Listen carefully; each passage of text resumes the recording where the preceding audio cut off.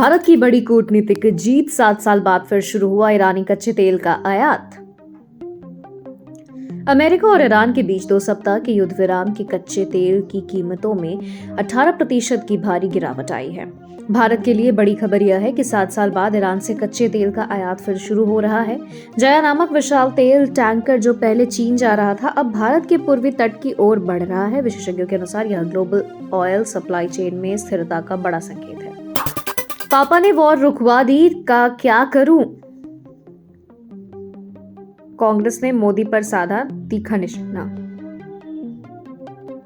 America, Israel, Iran के बीच युद्ध विराम में पाकिस्तान की मध्यस्थता को लेकर कांग्रेस ने पीएम पर तीखा हमला किया। जयराम रमेश ने कटाक्ष करते हुए पूछा कि पापा ने वॉर रुकवा दी का क्या हुआ। कांग्रेस का आरोप है कि मोदी सरकार पाकिस्तान को अंतर्राष्ट्रीय स्तर पर अलग थलग करने में विफल रही है और वैश्विक शांति वार्ताओं में भारत की भूमिका निर्णायक नहीं रही। उन्होंने इसे मोदी की व्यक्तिगत कूटनीति के लिए एक झटका बताया। टीएमसी वर्सेस चुनाव आयोग बैठक में हंगामा, आयोग बोला बर्दाश्त नहीं करेंगे।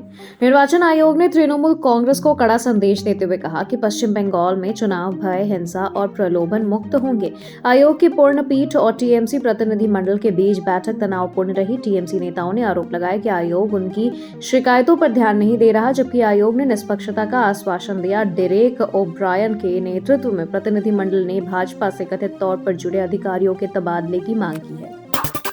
पवन खेड़ा बोले, दिल्ली में 100 पुलिस वाले आए, मृत बहन का फोन तक उठा ले गए।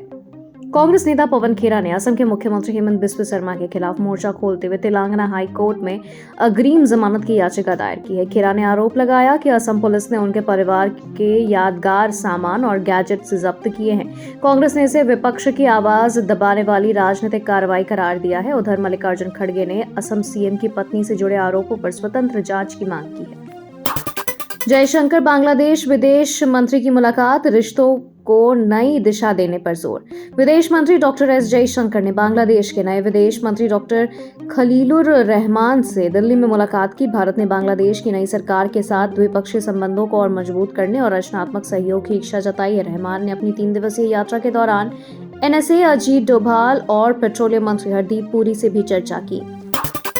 बारामती में मुकाबला हुआ रोचक, 55 उम्मीदवार मैदान में, सुनेत्रा पवार की राह कठिन। बारामती विधानसभा उपचुनाव अब निर्विरोध नहीं बल्कि एक कड़ा मुकाबला बन गया है। मैदान में 55 उम्मीदवारों के होने और कांग्रेस द्वारा आकाश मोरे को उतारने से समीकरण बदल गए हैं। एनसीपी उम्मीदवार सुनेत्रा पवार ने मुख्यमंत्री देवेंद्र फडणवीस से मुलाकात की, जिन्होंने बीजेपी के बड़े भाई के रूप में पूर्ण समर्थन का वादा किया। अजीत पवार के निधन के बाद यह सीट प्रतिष्ठा की लड़ाई बन गई है, जहां 23 अप्रैल को मतदान होगा।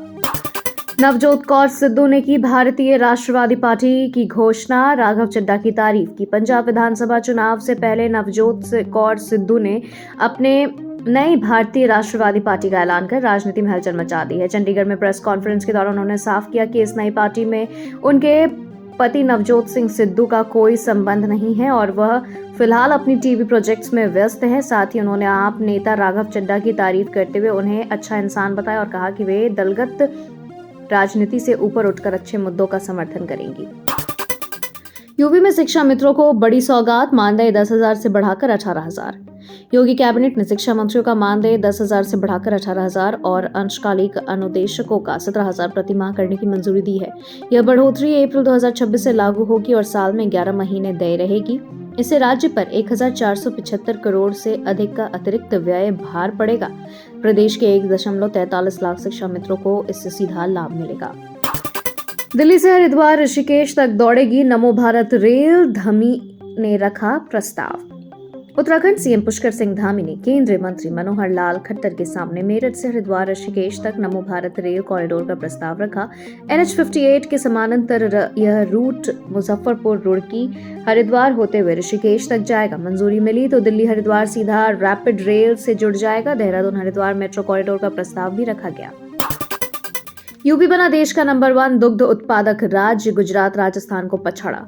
सीएम योगी के कार्यकाल में उत्तर प्रदेश में दूध उत्पादन 40% बढ़कर 388 लाख मीट्रिक टन पहुंच गया है। देश के कुल उत्पादन में यूपी की हिस्सेदारी 16% हो गई है। राजस्थान, मध्य प्रदेश, गुजरात और महाराष्ट्र पीछे छूट गए। 31 जिलों में महिला समूह रोजाना 10 लाख लीटर दूध संग्रह कर रहे हैं और 5,000 करोड़ का कारोबार कर चुके हैं।